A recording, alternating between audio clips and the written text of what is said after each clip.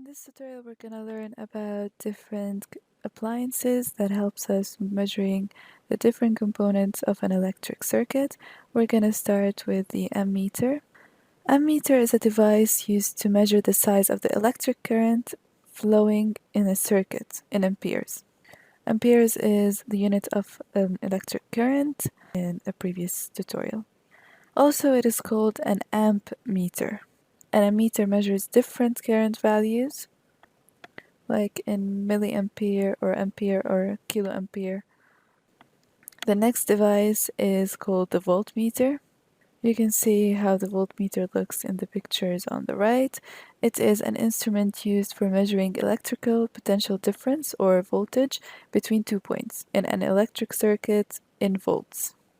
So it measures a voltage in lamp, motor, in volts. This is how you connect an ammeter and a voltmeter in a circuit. A voltmeter is connected in parallel and an ammeter is connected in series. Last we have the ohmmeter. Ohmmeter is called a resistance meter. You can see how it looks in the pictures on the right. It is an electrical instrument that measures electrical resistance.